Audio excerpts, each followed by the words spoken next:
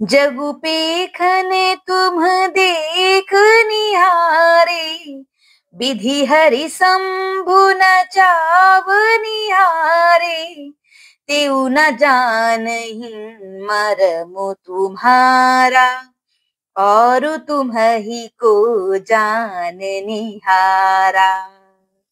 अर्थात, हे राम, जगत दृश्य है, आप उसके देखने वाले हैं।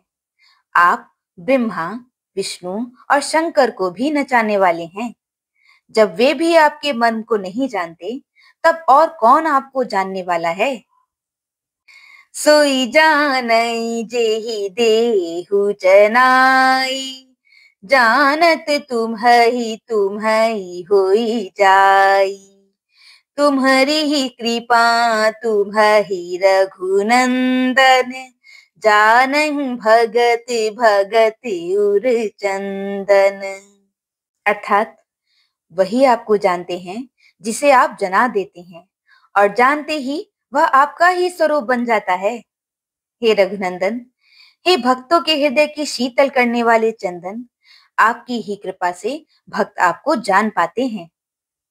चिदानंदमय देह तुम्हारी, विगत विकार जाने अधिकारी, नर तनु धरे हो संत सुर काजा, कहु करहु जैसे प्राकृत राजा। अर्थात, आपकी देह चिदानंदमय है, यानी ये प्रकृति जन्य पंच महाभूतों से बनी हुई कर्म बंधन युक्त त्रिदेह विशिष्ट माइक नहीं है, और उत्पत्ति नाश, वृद्धि क्षय आदि सब विकारों से रहित है। इस रहस्य को अधिकारी पुरुष ही जानते हैं। आपने देवता और संतों के कार्य के लिए दिव्य नर शरीर धारण किया है, और प्राकृत यानी प्रकृति के तत्वों से निर्मित देह वाले साधारण राजाओं की तरह से कहते और करते हैं। राम देखी सुनी चरित तुम्हारे, जड़ मोहि बुध होहि सुखारे, तुम जो कहु करहु सबु साचा, जस काछिए तस चाहिए नाचा।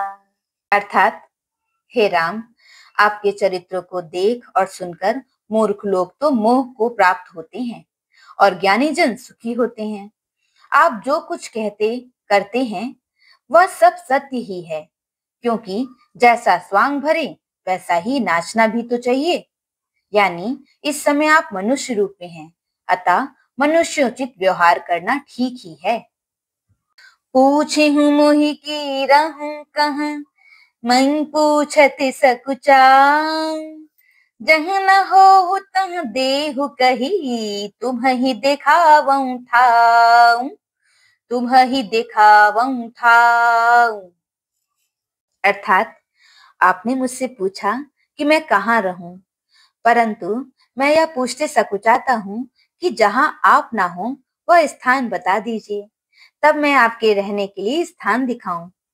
बोलो सियावर रामचंद्र जी की जय।